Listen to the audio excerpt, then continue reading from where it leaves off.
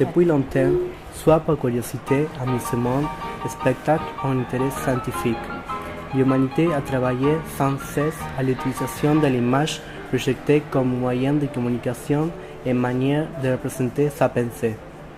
Il y a plus de 100 ans, les frères Lumière ont présenté pour la première fois le cinématographe, un engin capable de capturer les images au mouvement et poids les projeter. Le 20 mars 1885 ont projeté à Paris Les Sorties des ouvriers des usines, qui est considéré aujourd'hui la première projection cinématographique.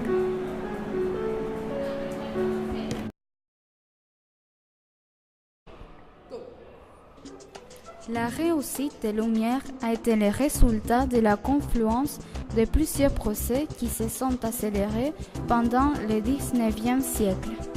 La découverte de l'utilisation de la caméra obscure, le développement du domaine de l'optique et de la photographie, les progrès de la théorie de la persistance rétinienne, la possibilité de l'œil humain de retenir pendant quelques secondes une image qui lui permet de voir comme en continu une succession d'images qui sont séquencées à une certaine vitesse.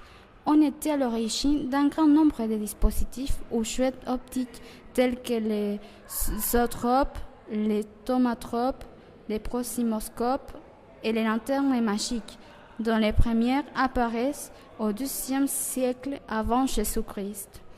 L'histoire du cinéma trouve dans ces jouets ses antécédents les plus proches, mais la procédure de production et d'application des connaissances dans ces domaines a pris plusieurs siècles.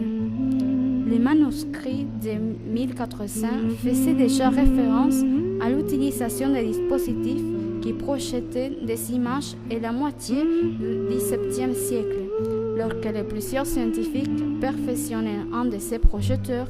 On a commencé à parler de lanternes magiques.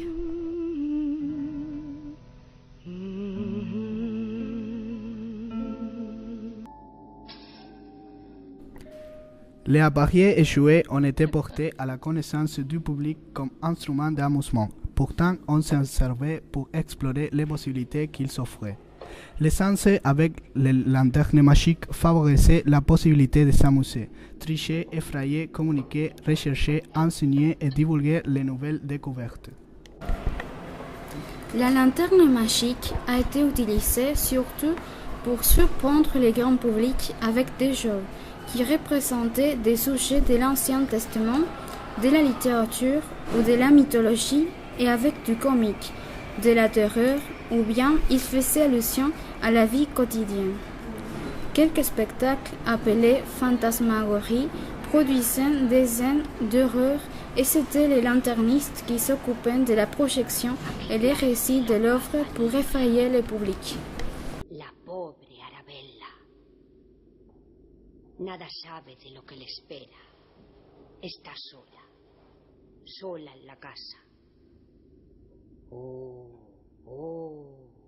Su madre ha muerto y su padre se divierte con disipados amigos. ¿Quién llega cuando el reloj de la torre da 12 campanadas? ¡Oh, qué miedo! ¿Quién es esa terrible y alta figura que flota en los blancos rayos de luna cerca de mi cama? Es mi madre muerta. Es el alma de mi madre.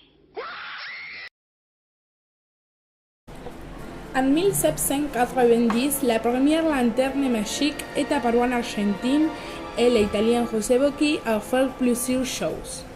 C'était la seule lanterne jusqu'à la moitié du XIXe siècle où les sciences massives ont commencé dans la ville la plus importante du pays.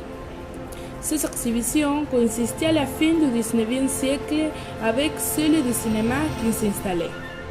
Mais les lanternes continuaient à merveiller la foule où on s'utilisait pour l'enseignement en comme jouet pour les enfants.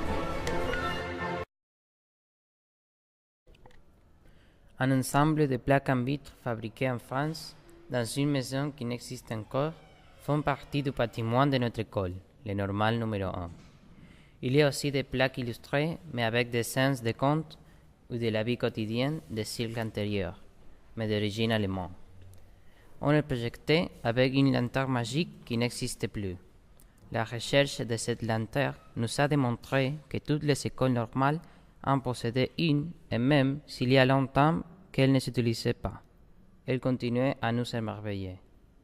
D'abord, parce qu'elle représente ce que la formation d'enseignants avait comme objectif à la fin du XIXe siècle, et puis parce que le thème n'a pas pu effacer les traces de la splendeur des écoles normales, des vrais palais qui, au lieu de princesses et princesses, formaient d'enseignants et dont la richesse était la divulgation des connaissances.